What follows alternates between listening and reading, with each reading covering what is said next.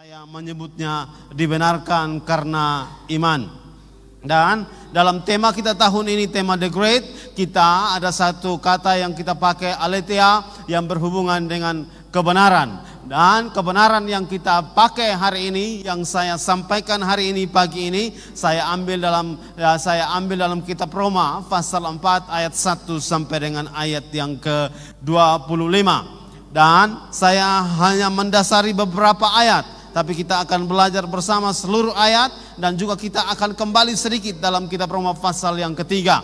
Kita akan masuk yang berhubungan dengan dibenarkan karena iman. Saya akan bacakan di slide berikut ayat firman Tuhan telah saya sediakan, Roma pasal 4 ayat yang ketiga. Demikian firman Tuhan, sebab apakah dikatakan nas kitab suci, lalu percayalah Abraham kepada Tuhan, dan Tuhan memperhitungkan hal itu kepadanya sebagai kebenaran. Lalu percayalah Abraham kepada Tuhan, dan Tuhan memperhitungkan kepercayaan iman dari Abraham itu sebagai kebenaran. Memperhitungkan iman Abraham sebagai kebenaran. Roma pasal 4 ayat yang ketiga. Kemudian saya mendasari dalam ayat yang ke-20 sampai dengan ayat yang ke-25. Ayat 20 sampai dengan ayat yang ke-25. Tetapi terhadap janji Allah, ia tidak bimbang karena ketidakpercayaan. Malah ia diperkuat dalam imannya, dan ia memuliakan Allah. Dengan penuh keyakinan bahwa Allah berkuasa untuk melaksanakan apa yang telah ia janjikan. Sekali lagi saya mendasari ayat yang ke-21. Dengan penuh keyakinan bahwa Allah berkuasa untuk melaksanakan janji yang telah ia janjikan. Untuk melaksanakan apa yang telah ia janjikan. Ayat 22, karena itu hal ini diperhitungkan kepadanya sebagai kebenaran. Di ayat yang ke-23 sampai dengan ayat yang ke-25. Kata-kata ini, yaitu hal ini diperhitungkan kepadanya, tidak ditulis untuk Abraham saja, tetapi ditulis juga untuk kita. Sebab kepada kita pun Allah memperhitungkannya, karena kita percaya kepada Dia yang telah membangkitkan Yesus Tuhan kita dari antara orang mati, yaitu Yesus yang telah diserahkan karena pelanggaran kita dan dibangkitkan karena pembenaran kita. Bapak Ibu sekalian, tema judul firman Tuhan pagi ini saya menyebutnya dibenarkan karena iman.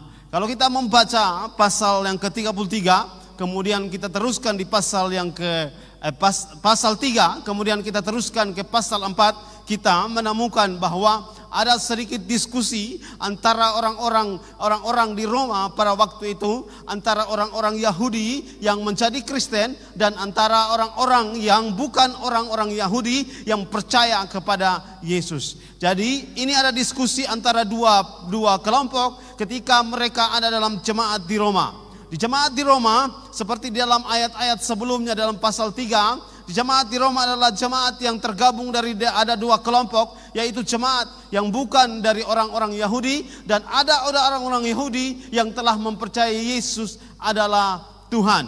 Kemudian orang-orang Yahudi melihat bahwa orang-orang Yahudi yang mempercayai Yesus Tuhan ini melihat bahwa yang terjadi dalam perkumpulan orang percaya ada yang salah. Karena orang-orang Yahudi tetap memperlakukan apa yang mereka lakukan sebagai orang-orang Yahudi, yaitu melakukan legalisme, melakukan Taurat-Taurat, tetapi mempercayai Yesus. Dan mereka mau supaya perlakuan tentang Taurat, mereka mau supaya aturan-aturan tentang Taurat itu juga dipasangkan kepada orang-orang yang mengaku Yesus adalah Tuhan.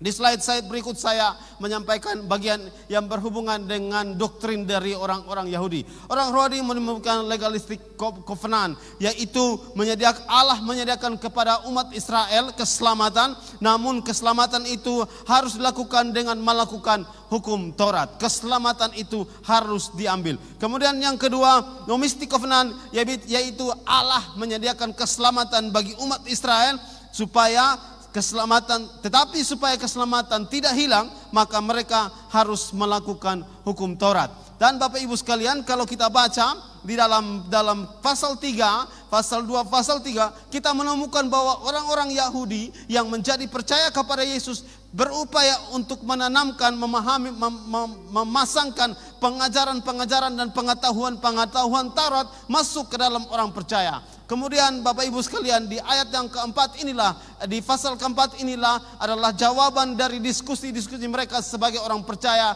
yang berhubungan dengan kepercayaan kepada Yesus Kristus Tuhan. Bapak Ibu sekalian, saya menyebutnya apa yang disampaikan di dalam pasal yang ketiga. Boleh dilanjutkan di slide berikut, bahwa Allah melakukan pembenaran. Dan pembenaran ini adalah status dibenarkan bukan karena melakukan hukum Taurat. Status dibenarkan bukan karena melakukan aturan-aturan yang ada dalam hukum Taurat supaya dibenarkan, tetapi karena percaya, karena beriman di dalam Yesus Tuhan, dan karena beriman kepada Yesus adalah Tuhan. Bapak Ibu sekalian, kalau kita baca dalam kitab Roma pasal yang ketiga, ayat yang ke-23 sampai dengan ayat yang ke-27, dia berkata begini. Jika demikian, apakah dasarnya untuk bermegah? Tidak ada. Berdasarkan apa? Berdasarkan perbuatan? Tidak, melainkan berdasarkan iman. Karena kami yakin bahwa manusia dibenarkan karena iman dan bukan karena ia melakukan hukum Taurat. Ayat yang ke-29 sampai dengan ayat yang ke-30. Atau adakah Allah hanya Allah orang Yahudi saja? Bukankah ia juga Allah bangsa-bangsa lain? Ya, benar. Ia adalah Allah bangsa-bangsa lain. Artinya, kalau ada satu Allah yang akan membenarkan orang baik, yang akan membenarkan baik orang-orang bersunat karena iman maupun orang-orang tak bersunat karena iman. Bapak Ibu sekalian, saya menyimpulkan di slide berikut yang berhubungan dengan apa yang disampaikan kitab Roma pasal 3 ayat yang ke-27 sampai dengan ayat yang ke-30. Akibat dibenarkan karena iman, seperti pengantar-pengantar yang saya sampaikan tadi. Akibat dibenarkan karena iman, Roma pasal 3 ayat yang ke-27 sampai 30. Bahwa tidak boleh ada orang yang sombong, tidak boleh ada orang yang bermegah karena saya. Tidak ada orang yang bermegah karena perbuatan-perbuatannya, karena tindakan-tindakan agamawinya ia diselamatkan.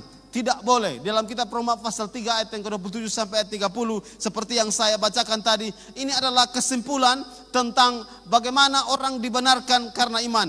Akibat dibenarkan karena iman, dibenarkan karena iman adalah bahwa orang-orang akhirnya tahu bahwa ini bukan karena usaha saya, ini bukan karena hebatnya saya, ini bukan karena kemampuan saya melakukan Taurat, melakukan firman-firman yang ditulis dalam kitab Taurat. Ini bukan karena saya, tapi karena saya beriman kepada Yesus, maka saya dibenarkan. Lalu Bapak Ibu sekalian, kesimpulan kedua yang saya ambil dalam kitab Roma pasal yang ketiga ayat 27 sampai dengan ayat yang ke-30 ini, kesimpulan yang kedua adalah baik orang Yahudi maupun orang non-Yahudi punya akses yang sama terhadap pembenaran oleh iman di dalam Yesus. Bapak Ibu sekalian, baik orang-orang Yahudi, baik orang-orang non-Yahudi, yaitu kita semua punya akses yang sama di dalam pembenaran di dalam Yesus Kristus Tuhan. Tidak ada hanya akses khusus, tidak ada akses khusus untuk para pelayan, tidak ada hanya akses khusus untuk saya yang melayani sebagai gembala. Tidak ada, akses kita sama untuk dibenarkan di hadapan Allah, dan akses kita itu hanya satu, yaitu di dalam Yesus Kristus Tuhan. Karena itu Alkitab menyebut di dalam kitab pertama Roma pasal 3 ayat yang ke-27, dibenarkan karena iman. Kemudian Bapak Ibu sekalian, yang kita baca, yang saya dasari dalam pasal yang keempat ayat yang ke-1 sampai dengan ayat yang ke-5. Di slide berikut saya menyampaikan yang kita baca, dan saya mendasari beberapa ayat. Kita baca bahwa dalam kitab Roma pasal 4 ayat 1 yang kedua sampai dengan kedua, lalu kitab Roma pasal 4 ayat 1 dan 2 ini mulai mengantar kepada tentang Abraham. Kita akan menemukan dua contoh yang disampaikan oleh kitab Roma yang berhubungan dengan pembenaran di dalam Yesus. Bapak Ibu sekalian, Roma pasal yang keempat ayat yang ke-22, apakah saya dibenarkan karena perbuatan-perbuatan saya? lalu kemudian menyampaikan kepada orang-orang Yahudi bahwa Abraham yang menjadi bapa orang percaya, leluhur dari orang-orang Israel, orang-orang yang mengakui, leluhur dari orang-orang Yahudi, bahwa Abraham adalah pribadi yang sangat berharga di hadapan Allah. Abraham juga dibenarkan bukan karena perbuatan-perbuatannya, tetapi Abraham dibenarkan karena iman, karena kepercayaannya. Bapak Ibu sekalian, di dalam Roma pasal 4 ayat yang ketiga yang saya baca sebagai dasar kebenaran firman Tuhan, yang pertama, kemudian karena ia mengutip Kejadian pasal 15 ayat yang ke-6, saya baca ulang lagi. Lalu percayalah Abraham kepada Tuhan, dan Tuhan memperhitungkan hal itu sebagai kebenaran. Bapak Ibu sekalian, kita tahu tentang siapa Abraham. Kita baca tentang Abraham, kita sudah menyelesaikan kitab perjanjian lama, kita menemukan bagaimana Abraham menaruh kepercayaan kepada Tuhan. Tetapi Abraham yang bapa orang percaya itu pernah mengalami satu di mana dia meragukan janji Tuhan. Dia meragukan covenant, perjanjian antara dia dengan Tuhan. Yaitu ketika Tuhan berjanji supaya dia punya anak, dan anaknya itu akan menjadi keturunan-keturunannya itu sama seperti bintang di langit dan pasir di pinggir pantai di laut. Allah menjanji bahwa Abraham akan mendapatkan janji yang besar seperti itu. Tapi dalam perjalanan iman sebagai orang percaya, perjanjian antara Abraham dengan Tuhan ini, covenant antara Abraham dengan Tuhan ini, Abraham meragukan perjanjian dengan Tuhan. Sehingga Abraham akhirnya melakukan dosa. Kemudian Abraham menyimpang dari keperjanjian dia dengan Allah. Abraham mengambil penyimpangan dari perjanjian dengan Allah. Dia mengambil Hagar dan akhirnya lahirlah Ismail. Anak perjanjian, bukan anak perjanjian. Bapak Ibu sekalian, bagian ini saya ingin menyampaikan kepada kita yang berhubungan dengan Allah memperhitungkan. Abraham sebenarnya salah. Abraham sebenarnya menyimpang perjanjian. Abraham sebenarnya melanggar perjanjian dengan Allah. Abraham sebenarnya melanggar perjanjian, covenant antara dia dengan Allah. Tetapi Alkitab mencatat dalam kitab Roma pasal 4 dan mengutip Kejadian pasal 15, Allah memperhitungkan iman Abraham itu sebagai kebenaran. Bapak Ibu sekalian, sepanjang menjadi orang percaya sampai dengan hari ini, ketika kita mengakui Yesus adalah Tuhan, ketika kita mengakui dengan mulut dan percaya dalam hati bahwa Yesus adalah Tuhan, dalam perjalanan iman kita sampai dengan usia kita hari ini, ada dalam ibadah kita pagi ini maupun yang mendengar ke siaran-siaran kami, saya menyampaikan kepada kita, mungkin kita juga melanggar perjanjian itu. Mungkin kita juga melanggar perjanjian kita dengan Tuhan. Mungkin kita melanggar covenant kita dengan Tuhan. Mungkin secara sadar kita mengambil keputusan untuk melanggar perjanjian kita dengan Tuhan. Mungkin juga tanpa sadar kita mengambil keputusan untuk melanggar perjanjian kita dengan Tuhan. Sama seperti Abraham, dia juga melakukan pelanggaran perjanjian dia dengan Tuhan. Tetapi Alkitab menyebutnya sebagai pembenaran di hadapan Allah. Kalau kita baca yang saya baca dalam kitab pasal 4 ayat yang ke-25 sampai dengan ayat yang ke-30, saya baca yang tadi pasal 4 ayat 20 sampai ayat yang ke-25, kita baca bahwa janjinya itu tidak Allah berkuasa. Abraham berkata bahwa Allah berkuasa melakukan janjinya. Bapak Ibu sekalian, saya ingin menyampaikan dengan bagian ini. Mungkin kita pernah melakukan itu. Abraham juga melakukan itu. Melanggar perjanjian dengan Allah. Tapi Allah juga terus mengikat perjanjian. Allah tidak melepaskan perjanjiannya dia dengan Abraham. Walaupun Abraham melanggar perjanjian, Allah tetap memegang perjanjian itu dengan Abraham. Sama seperti itu dengan kita. Kita mungkin melakukan pelanggaran, kita mungkin melakukan dosa-dosa, kita mungkin melakukan kesalahan-kesalahan, dan kita merasa bahwa kita sudah tidak dibenarkan karena dosa-dosa kita. Kita sudah tidak benarkan karena kesalahan-kesalahan kita. Mungkin kita merasa hari ini, bahkan iblis menuduh terus dalam kehidupan kita, sehingga kita merasa bahwa kita tidak dibenarkan karena Tuhan, karena kesalahan-kesalahan kita. Tetapi Allah tetap pegang perjanjian di hadapan kita bahwa kita adalah orang-orang yang dibenarkan. Bapak Ibu sekalian, di slide berikut saya menyampaikan tentang Abraham. Ayat yang keempat memberi penjelasan, Bapak Ibu boleh baca ayat yang keempat, dan ayat yang kelima saya menyimpulkan Bagaimana perhitungan iman Abraham diperhitungkan sebagai kebenaran. Ketika dikatakan bahwa percaya kepada Allah dan Allah memperhitungkannya sebagai kebenaran. Ayat yang keempat saya menyimpulkan di dalam ayat yang keempat kitab Roma pasal 4. Dia berkata bahwa orang yang bekerja pasti mendapat upah. Dan orang yang mendapat upah itu adalah hak, bukan hadiah. Kemudian ayat yang kelima, dia menyampaikan kepada kita. Kalau kita baca, saya menyimpulkannya begini. Orang yang tidak kerja, orang yang tidak melakukan Taurat, orang yang melanggar perjanjian dengan Allah, orang yang dengan sadar, dengan sengaja, ataupun dengan tidak sengaja melanggar perjanjian Allah, Allah memperhitungkan itu sebagai kebenaran. Namun percaya, maka Allah memperhitungkan itu sebagai kebenaran. Ini perhitungan apa? Karena kata yang dipakai dalam Alkitab yang kita baca menyebut kata perhitungan, maka saya menulis perhitungan. Ini perhitungan apa? Di slide berikut saya memperkenalkan perhitungan tentang pembenaran di dalam Yesus. Ini perhitungannya. Perhitungannya berdasarkan kasih karunia. Kalau sebelumnya perhitungan berdasarkan hukum Taurat, maka sekarang perhitungannya berdasarkan kasih karunia, berdasarkan anugerah, berdasarkan hadiah.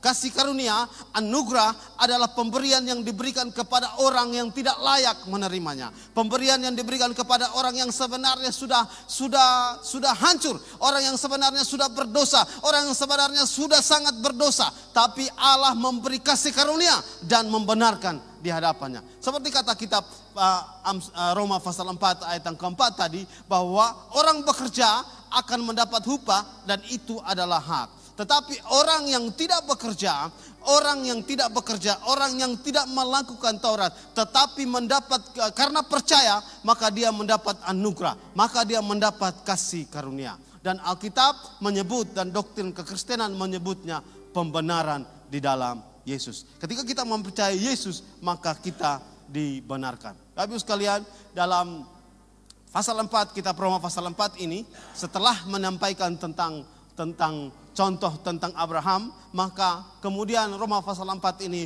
mengambil contoh tentang Daud. Di slide berikut saya menulis tentang pembenaran. Roma pasal 4 ayat yang kelima menyebut begini.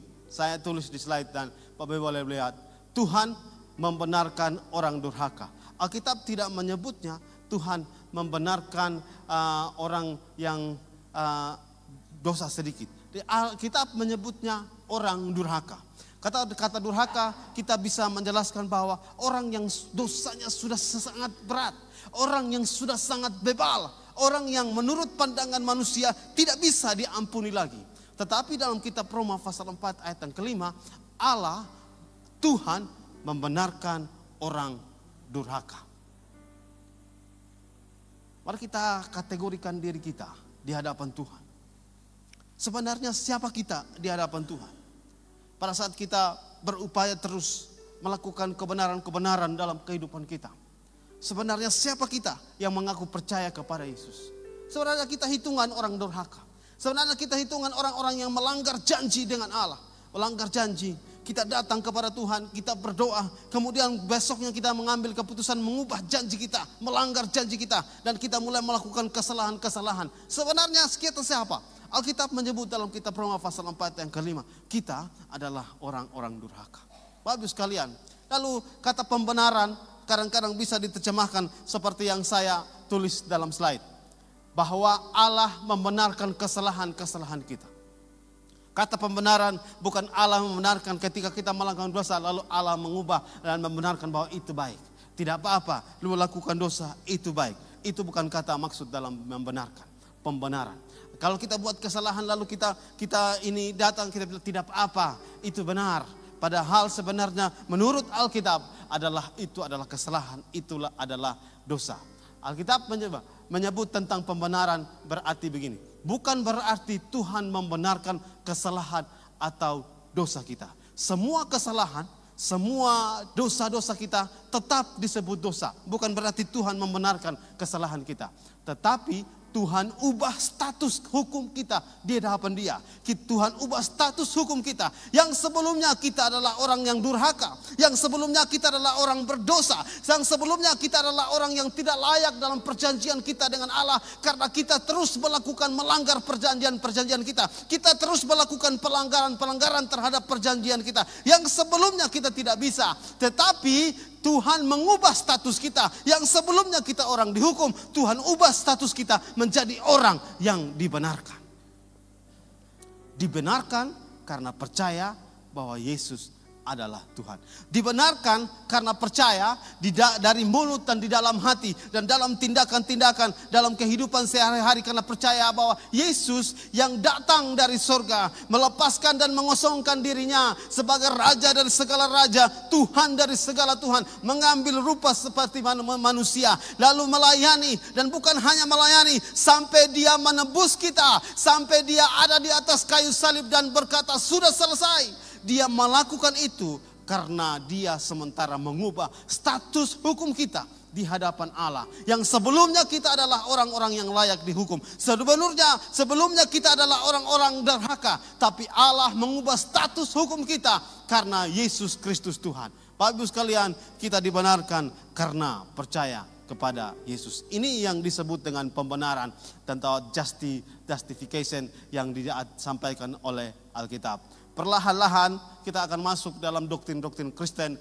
kekristenan, supaya Bapak Ibu sekalian, Jemaat GB Mawar Saron, ketika orang menyebut tentang justification, pembenaran dalam Yesus, kita boleh bisa menjelaskan dengan baik tentang pembenaran. Bapak Ibu sekalian, setelah berhubungan tentang Abraham, lalu kita Roma pasal yang keempat menjelaskan tentang Daud. Kita Roma pasal 4 di slide berikut. Ya. Roma pasal 4 ayat yang ke-6 saya sediakan di slide sampai dengan ayat yang ke-8. Seperti juga Daud menyebut berbahagia orang yang dibenarkan Allah bukan berdasarkan perbuatannya. Berbahagialah orang yang diampuni pelanggaran-pelanggarannya dan yang ditutupi dosa-dosanya. Berbahagialah manusia yang kesalahannya tidak diperhitungkan Tuhan kepadanya. Kita Roma pasal 4 ayat 6 sampai 8 ini mengutip Mazmur pasal 32 ayat 1 dan 2. Saya bacakan bagi kita. Dari Daud, nyanyian pengajaran. Berbahagialah orang yang diampuni pelanggarannya yang dosanya ditutupi. Berbahagialah manusia yang kesalahannya tidak diperhitungkan Tuhan dan tidak berjiwa penipu. Bapak Ibu sekalian, yang berhubungan dengan setelah menjelaskan tentang Abraham yang bapa segala orang percaya, yang telah melanggar perjanjian dan Allah membenarkan dia bukan karena perbuatannya.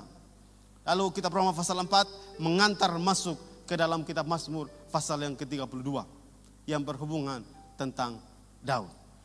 Kita tahu siapa Daud. Seorang yang hebat, panglima, prajurit. Dunia sekuler menyebutnya warrior. Dunia sekuler menyebutnya sebelumnya Israel tidak dikenal. Sampai muncul seorang warrior muda yang bernama Daud. Bapak Ibu sekalian. Dan Daud melakukan kesalahan. Dia melakukan kesalahan dengan berupaya untuk membunuh Uria. Dengan kekuasaannya, dia mengambil keputusan untuk membawa Uria, seorang prajurit, masuk dalam pertempuran. Bahkan dia taruh Uria di dalam medan pertempuran paling depan. Padahal akhirnya Uria memenangkan pertempuran. Sampai akhirnya karena sudah memenangkan pertempuran, Daud bilang maju tambah depan lagi. Sampai akhirnya Uria terbunuh. Setelah itu Daud akhirnya bersinah dengan Batseba. Kita tahu betapa Daud itu tidak berkenan sebenarnya di hadapan Allah. Bukan karena perbuatan, bukan karena perbuatan. Perbuatan-perbuatannya tidak benar di hadapan Allah. Kita tahu Daud melakukan kesalahan-kesalahan. Dan dalam standar moral dunia saat ini, kita menganggap bahwa Daud itu pribadi yang tidak bisa diampuni lagi. Pribadi yang tidak bisa dibenarkan. Kadang juga Bapak Ibu sekalian, karena pelanggaran-pelanggaran kita di hadapan Tuhan, karena pelanggaran-pelanggaran perjanjian kita dengan Tuhan, Kita akhirnya merasa bahwa kita sudah tidak layak lagi di hadapan Tuhan. Kita akhirnya merasa bahwa kita ini tidak bisa lagi datang berjumpa dengan Tuhan. Kita tidak bisa lagi datang punya akses ke surga. Kita tidak punya akses lagi kepada Bapa. Sama seperti yang dibuat pandangan tentang Daud, tentang moral tentang Daud. Tapi Bapak Ibu sekalian, Daud menyatakan dalam kitab Mazmur pasal 32 ayat 1 sampai dengan ayat kedua. Berbahagialah. Ini ungkapan kata berbahagia bukan hanya kata berbahagia, berbahagia sekali. Ayo sekalian, saya mencoba membuatnya di dalam slide berikut yang berhubungan dengan berbahagia sekali. Berbahagia sekali karena kesalahan kita tidak diperhitungkan lagi. Berbahagia sekali karena dosa sudah ditutupi. Berbahagia sekali karena pelanggaran-pelanggaran kita sudah diampuni. Daud menyebutnya berbahagia. Bapak Ibu sekalian, saya mau mengantar Bapak Ibu sekalian yang berhubungan dengan pembenaran karena iman. Dan saya mau mengajak Bapak Ibu sekalian untuk melihat kitab Roma.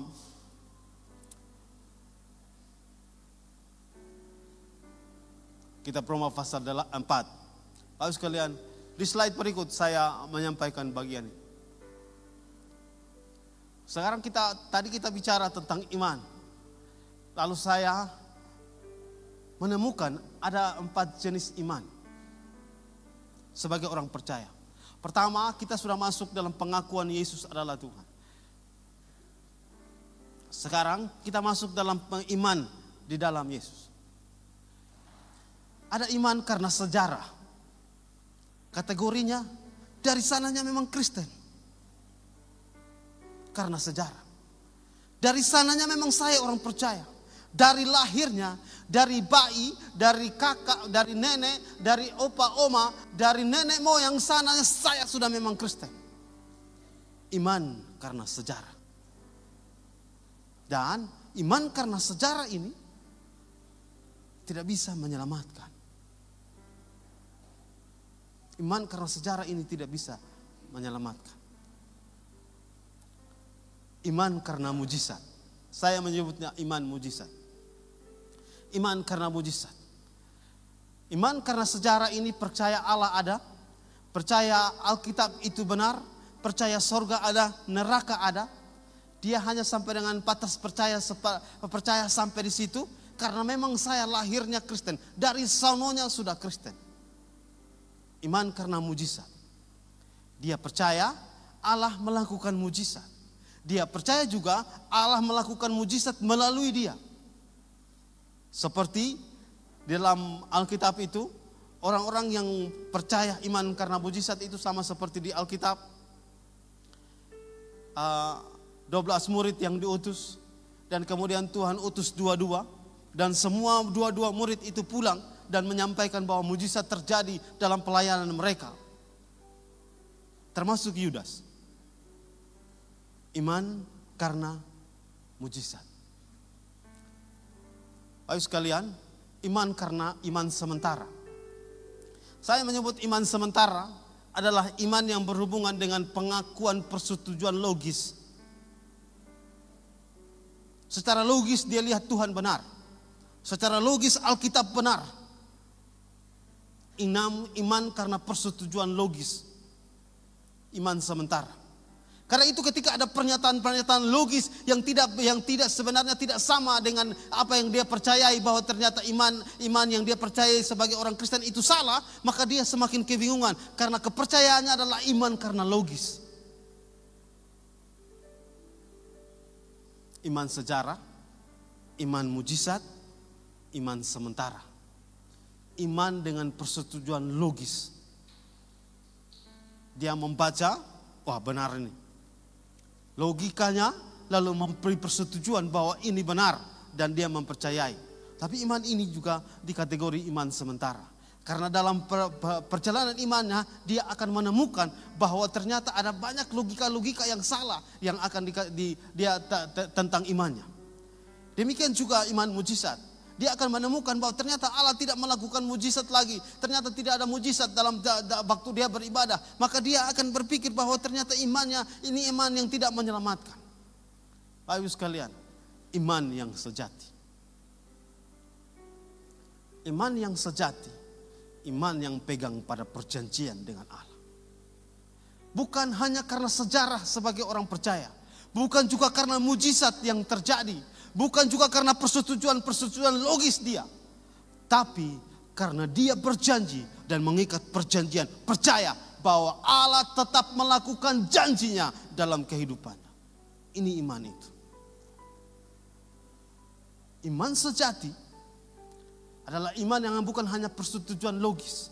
Iman yang bukan hanya persetujuan karena mujizat. Iman juga bukan hanya karena kelahiran Kristen. Tapi iman yang mengaku dan iman yang dalam hati percaya. Percaya benar bahwa Yesus telah mati di atas kayu salib untuk saya. Percaya benar bahwa saya sebenarnya orang durhaka. Saya sebenarnya kategori tidak benar di hadapan Allah. Tetapi Allah membenarkan. Bagaimana cara Allah membenarkan saya di hadapannya? Allah memberi status dengan memberi Yesus Kristus Tuhan. Allah memberi engkau status hari ini sebagai orang percaya. Yaitu percaya orang beriman dengan memberi Yesus Kristus Tuhan. Sekarang Bapak Ibu sekalian, saya mengutip dan melihat kondisi iman kita. Adakah kita orang iman sejarah? Saya pernah menjadi iman sejarah. Adakah kita iman mujizat yang bergantung pada mujizat? Adakah kita iman sementara yang bergantung pada persetujuan logis? Ataukah kita iman yang mengaku dengan mengikat perjanjian dengan Yesus Kristus Tuhan?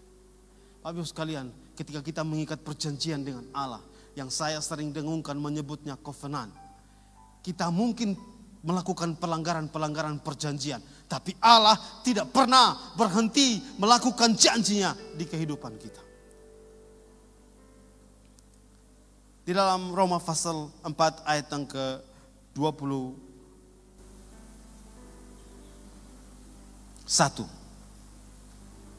Dengan penuh keyakinan bahwa Allah berkuasa untuk melaksanakan apa yang telah Ia janjikan. Bagaimana Allah berkuasa melaksanakan apa yang Dia janjikan? Ketika kita melakukan pelanggaran dalam pelanggaran perjanjian, covenant kita dengan Tuhan, Allah menyediakan pengampunan. Allah mengenakan kasih karunia bagi kita. Bagaimana caranya kita datang kepada Tuhan ketika kita mengalami kekalahan-kekalahan, pelanggaran-pelanggaran iman dalam pertandingan-pertandingan iman kita? Bagaimana caranya? Datanglah pada Tuhan. Seperti kata kita pertama Yohanes, pasal 1 ayat yang ke-9.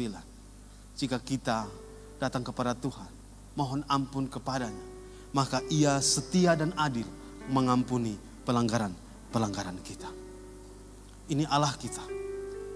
Allah yang membenarkan kita. Ini Tuhan kita. Tuhan yang membenarkan kita. Ini Yesus yang kita sembah. Ini Yesus Tuhan kita. Tidak perlu kategori kita apa hari ini. Sampai Alkitab menyebutnya durhaka. Tidak perlu ketika kita datang kepada Tuhan. Tuhan, saya telah melanggar perjanjian saya dengan Tuhan. Tuhan, mohon Tuhan mengampuni saya. Alkitab menyebutnya Allah mengampuni. Kitab perjanjian lama menyebutnya Allah membuang kesalahan-kesalahan kita.